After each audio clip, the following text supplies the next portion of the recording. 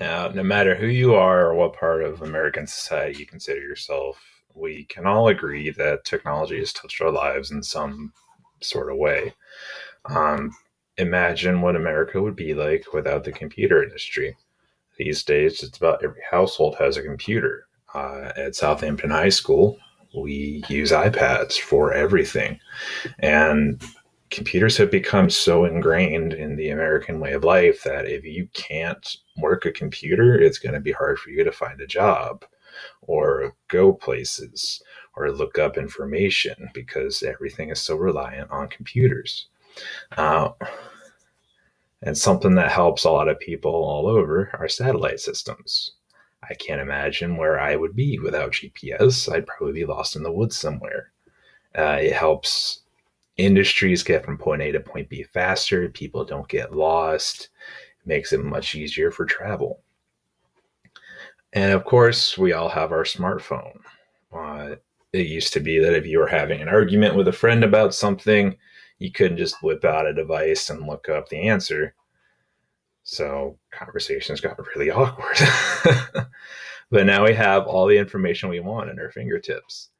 And especially in today's 2020 coronavirus climate, internet-based businesses are super important. I couldn't imagine where we would be without Amazon to ship hand sanitizer or Clorox wipes.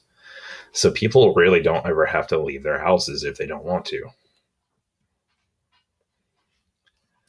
So what's this all mean? What's all this technology mean for America? A few things. There's increased domestic and international travel for business and pleasure. People can hop on an airplane, get where they want to go, and go sit on a beach somewhere. We have greater access to news and other information than ever before. Think in the 1800s, it used to be we had to rely on politicians coming into town if they wanted to get us to vote for them. Now the president just has to hop on Twitter and say anything he wants. It's now become cheaper and more convenient to communicate. It used to be you wrote a letter in Billings, Montana, and then if you wanted it shipped down to Orlando, Florida, it'd take a few weeks. It would be expensive. Now we buy a cell phone, we shoot somebody a text, we send them a message on Messenger, and it's really easy. Shopping online is tremendous. You don't have to go to stores on Black Friday to be in crowds. You can go to Amazon.com, find anything you want. Now, I'm glad I can buy chocolate from South Africa, but think about how that would work before the internet.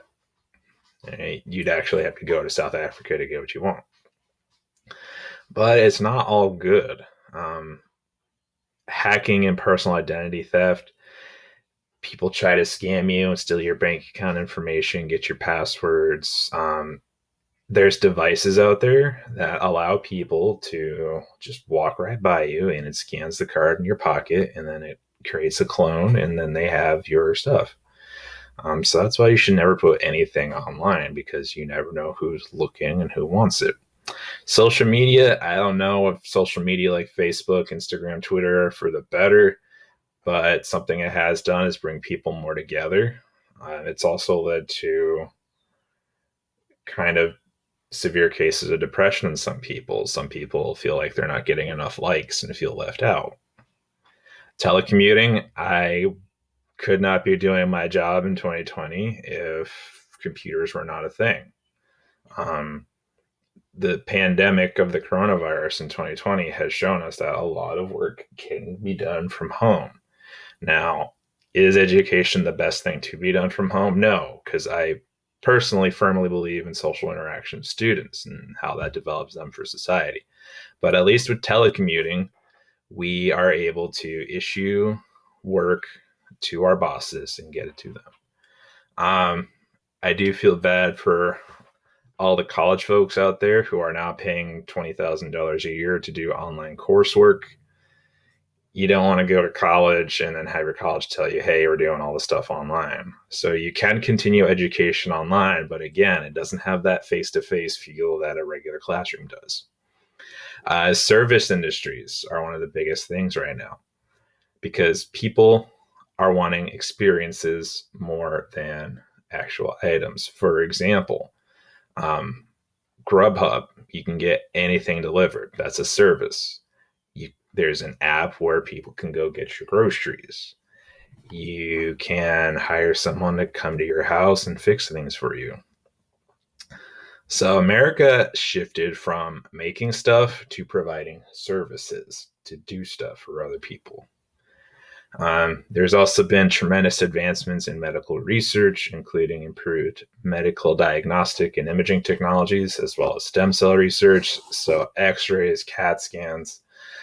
Stem cell research is controversial because it usually involves taking spinal cord stem cells from fetuses, but stem cells have been shown to have positive impacts on a lot of different diseases. So, it's one of the more controversial medical things right now, but it does have its bright sides. And last topic here, outsourcing and offshoring.